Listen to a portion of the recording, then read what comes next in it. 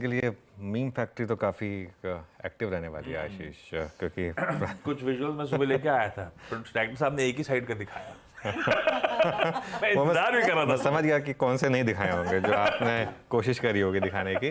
खैर कोई नहीं, ये लेकिन एक्सटेंडेड अच्छा, वीकेंड से मजेदार मीम फैक्ट्री वो। नहीं अच्छा है, थोड़ा सा लाइट रहे माहौल, थोड़ा सा Yes. मूड माहौल अच्छा रहे। वैसे भी आखिरकार लाइफ में थोड़ा हंसी मजाक होना चाहिए, वरना मतलब क्या है। और एक अच्छी चीज़ हो रही है, लॉन्ग वीकेंड आ रहा है और मैं पहले अलर्ट कर रहा हूँ कि मैं अगले हफ्ते हूँ नहीं, क्योंकि लॉन्ग वीकेंड आ रहा है प्लस वो 4 दिन का एक बना के मैं एक थोड़ा सा ब्रेक ले रहा हूँ, क्योंकि उसके बाद फिर ब्रेक लेना थोड़ा मुश्किल हो जाएगा, वो बजट आने आ वाला जाएगा, है। वो सब हो जाएगा इसके लिए। तो लेकिन लॉन्ग वीकेंड आ रहा है, इसका क्या मतलब है? आज एक साथ तीन एक्सपायरी होने वाली है। आज एक साथ 3 एक्सपायरी क्यों है? क्योंकि पहले तो भाई आज फ्राइडे है, तो नॉर्मल जो फ्राइडे को सेंसेक्स की वीकली एक्सपायरी होती है वो होने वाली है आज। और मंडे की जो बैंकेक्स और मिड कैप सेलेक्ट की एक्सपायरी होनी थी वो आज शिफ्ट हो जाएगी। तो आज तीन एक्सपायरी हैं, जिसकी जो श्रद्धा उसके हिसाब से ट्रेड करे। और तीनों में कुछ ना कुछ मुझे लग रहा है कि आज मूव्स आपको देखने को मिलेंगे। वैसे ये मार्केट पूरी तरह से राइटर्स की रही है, इस चीज़ को आप ध्यान में रखिएगा। और हो सकता है आज भी राइटर्स ही एक्टिव रहें, क्योंकि जिस तरीके से गिफ्ट निफ्टी के संकेत आ रहे हैं और लॉन्ग वीकेंड है, अग्रेसिव पोजिशनिंग शायद इंडेक्स पे बहुत ज़्यादा बने नहीं। अब करना क्या है? मैं कल 3-4 बड़े इन्वेस्टर से मिला आशीष, और कल शाम को काफ़ी उस चक्कर में लेट भी हो गया था मैं। जो बड़े एक्टिव इन्वेस्टर्स हैं उनसे कल मुलाकात हुई मेरी। एक चीज़ निकल कर आ रही है कि एक तो अगर आपको लग रहा है कि उस दिन आपका माल फूट गया, तो आप अकेले नहीं हैं। बड़े से बड़े इन्वेस्टर्स का उस दिन वर्डिक्ट डे के दिन माल फूटा था, ठीक है। अब उसके बाद से जो रैली आई है उसमें क्या हो रहा है? मेरे ख्याल से अभी भी मार्केट में पीक या बबल के कोई इंडिकेशन नहीं है। पीक या बबल के कोई इंडिकेशन नहीं है, और ये मार्केट अब निफ्टी पर मुझे लग रहा है वो हमारा 2 3 4 5 6 तो कल हो गया अचीव। अब 24,000 तक के इंडिकेशंस हैं। प्री बजट रैली एक पॉसिबल है जो आपको 24,000 तक लेकर जाए। ये तो हो गई बात इंडेक्स की। दूसरी बात, पीएसयूज में एक फ्रेश रैली की शुरुआत हुई है। मार्केट में जो चल रहा था वही चल रहा है। उस दिन लोगों ने क्या एक व्यू बना लिया था, बहुत लोगों ने व्यू बनाया था कि अब ये एक अलग टाइप की सरकार होगी, अब ये वो जो पिछली मोदी 1.0 है, मोदी 2.0 वो नहीं होगी। लेकिन एक चीज़ तो क्लियर हो गई, पिछले एक हफ्ते से कुछ नहीं बदला है, सब सेम है। कल डिफेंस मिनिस्टर की स्टेटमेंट आई, उसके बाद आपने देखा किस तरीके के मूव्स आए। रिजल्ट वाले दिन बड़े से बड़े इन्वेस्टर्स ने अपने पीएसयूज के शेयर्स पैनिक में बेचे हैं, बड़े से बड़े इन्वेस्टर्स ने, ठीक है। और धीरे धीरे वो वापस अब उनको लेना शुरू कर रहे हैं। थोड़ा टफ हो जाता है, एक बार आप बेच देते हैं ना ऐसे शेयर्स को, उसके बाद किसी भी लेवल पर उनको वापस लेना थोड़ा टफ हो जाता है। यही एक रीज़न है कि पीरियोडिकली बारी बारी एक एक करके एक पीएसयू सेक्टर चल रहा है, ठीक है।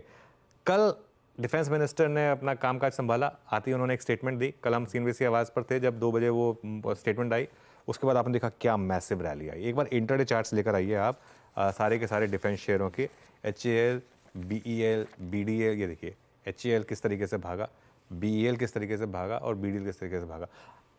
बहुत लोगों को अभी भी डिसबिलीफ है इन सब में कि क्या पहले ही बड़ी रैली हो चुकी थी, लेकिन ये कल एक इंडिकेशन था कि यहाँ वापस रैली शुरू हो गई। इससे पहले हमने रेलवे स्टॉक्स में देखा था, उससे पहले हमने गैस स्टॉक्स में देखा था। तो एक चीज़ क्लियर है, आप अपनी इन्वेस्टमेंट में बने रहें, बिल्कुल भी घबराए नहीं। और ये अब आई थिंक हमें बोलने की भी ज़रूरत नहीं है, क्योंकि जब रिटेल ने उस दिन नहीं घबराए, वो उस दिन उन्होंने 21,000 का माल खरीद डाला, तो इसका मतलब ये तो बहुत क्लियर है कि वो रिटेल है इस बार लॉन्ग हॉल के लिए। और अच्छे शेयर खरीदें और डिप में ऐड करें। और एक चीज़ मैं बार बार कहता हूँ ना, अगर आपको गलती करनी भी है ना तो ट्रेंड के साथ करें। बेयर मार्केट में गलती करनी है शॉर्ट साइड पर करें, बुल मार्केट में गलती करनी है तो लॉन्ग साइड पर करें। उसका फ़ायदा क्या होगा? फॉर एग्जाम्पल, अगर वो आपने वो टेबल देखी थी, उसमें आपने अगर किसी भी दिन हाईएस्ट पॉइंट पर भी लिया था और मार्केट जाकर लोएस्ट पॉइंट पर बंद हुआ, अगले दिन मार्केट ने आपको बेल आउट कर दिया, ठीक है ना। तो अगर आपने हाईएस्ट पॉइंट पर भी ले लिया, किसी भी टाइम आपको लगा कि मैं तो हाईएस्ट पॉइंट पर ले लिया, तो भी बाजार आपको नुकसान नहीं होने देगा, प्रॉफिट इवेंचुअली करा के देगा। जो मार्केट लगातार ऑल टाइम हाई लगा रही है, वो आपको प्रॉफिट तो कमा के दे रही है, आपने किसी भी प्राइस पे लिया हो। ये बुल मार्केट की ब्यूटी होती है, ये ट्रेंड के साथ रहने की ब्यूटी होती है। और एक चीज़, भले ही शॉर्ट करने में पैसा बन रहा है, लेकिन मैं फिर भी लोगों को बोलता हूँ कि शॉर्ट करना अवॉइड करें ट्रेंडिंग मार्केट में, क्योंकि उससे आपकी साइकिल खराब होती है।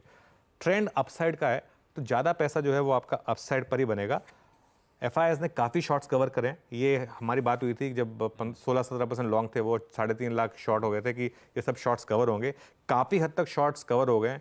अभी भी कुछ कॉन्ट्रैक्ट्स हैं शॉर्ट साइड पर, और ये मेरा एक मानना है कि जब तक ये शॉर्ट्स हैं इंटैक्ट, रैली कंटिन्यू करेगी उससे होगा क्या, क्योंकि जैसे ही मार्केट लोअर लेवल पर आएगी ये शॉर्ट्स कवर करने को आ जाएंगे, जो फंसे हुए शॉर्ट्स हैं वो कवर करने को आ जाएंगे और वहाँ से फिर रैली आएगी। तो इसके लिए मिड कैप और स्मॉल कैप में तो बहुत बड़ी तेज़ी है, वहाँ तो घबराना ही नहीं है। लेकिन इवन इंडेक्स में भी अगर आपको गलती करनी है तो लॉन्ग साइड पर करें, हाँ ऑब्वियसली एक स्टॉप लॉस लगाएं।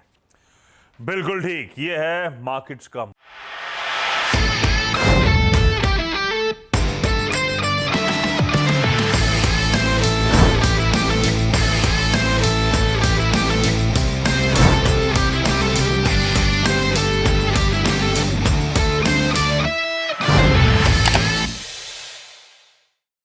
बता दें कि मनी कंट्रोल पर दिए गए विचार एक्सपर्ट्स के अपने निजी विचार होते हैं। वेबसाइट या मैनेजमेंट इसके लिए उत्तरदायी नहीं है। यूजर्स को मनी कंट्रोल की सलाह है कि कोई भी निवेश निर्णय लेने से पहले सर्टिफाइड एक्सपर्ट की सलाह लें।